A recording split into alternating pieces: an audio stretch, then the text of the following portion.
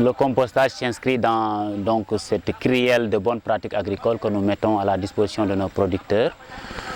Et entre autres technologies, quand même, il y a pas mal de formes de compostage. L'idée, c'est vraiment d'aboutir à un produit final, donc stabilisé, directement assimilable par le sol et exempt d'agents pathogènes, donc qu'on peut nommer donc le compost pur.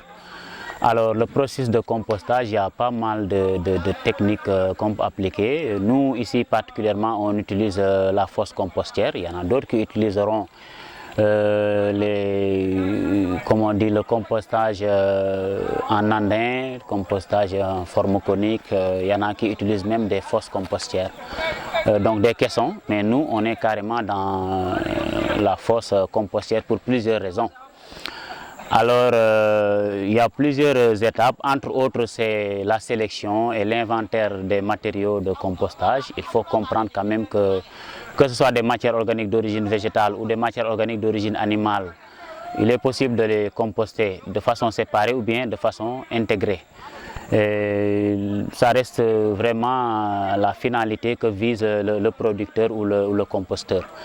Alors ici, on a utilisé essentiellement des tiges de mil, du chaume de riz, des effluves de mil, des coques d'arachide, des feuilles de nîmes, de la cendre, et voilà, entre autres. Et donc, tout en étant certain que d'ici 3 mois, on aura un compost pur qu'on pourra utiliser à la fois dans les pépinières, mais aussi en plein champ, dans nos techniques culturelles, voilà, et les différentes spéculations. Ici, on est sur une fosse de 3 mètres de longueur sur 2 mètres de large avec une profondeur de 80 cm, ce qui pourrait produire in fine environ entre 2 et 3 tonnes de compost, soit 660 kg donc, de compost pur par mètre cube.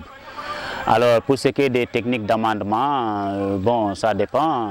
On peut faire des amendements de fond ou bien même des amendements géolocalisés. Alors ça, on peut prendre environ une bassine de 25 à 30 kg qu'on va donc épandre sur une dizaine de mètres carrés, ou bien donc une poignée donc avec les 2 mains jointes. Donc ça c'est pour les amendements localisés, donc essentiellement pour les céréales par exemple. Le compost, au-delà du fait qu'il aide le sol donc, à renforcer ses capacités de rétention en eau, donc c'est un produit quand même pur qui est exempt d'agents pathogènes. Donc ça veut dire quoi? Ça permet donc aux plantes de lutter, de mieux résister contre les attaques, les maladies, et donc de contribuer un peu à un développement précoce des plantes pour les rendre beaucoup plus résilientes, mais aussi optimiser les rendements. Du fait qu'elles sont beaucoup plus résilientes, beaucoup plus précoces, donc on joue un peu sur la croissance, le développement végétatif, mais aussi sur les rendements, mais essentiellement la qualité des produits. Au-delà du fait que quand même c'est un produit exempt d'agents pathogènes, donc voilà, et aussi il est directement assimilable par le sol. Il aide, donc il contribue il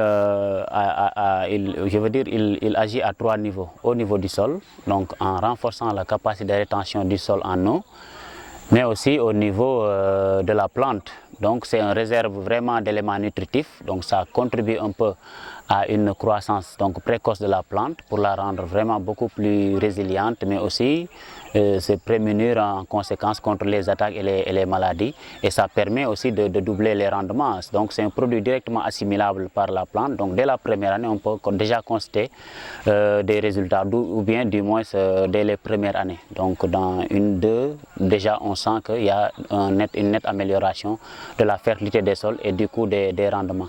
Maintenant au niveau environnemental, le compost, sa présence donc, contribue à l'amélioration, à la restauration des sols, donc à la présence ou à l'avènement de nouveaux êtres ou bien de nouvelles espèces à la fois végétales et animales qui contribuent un peu de par leur présence l'équilibre donc environnemental.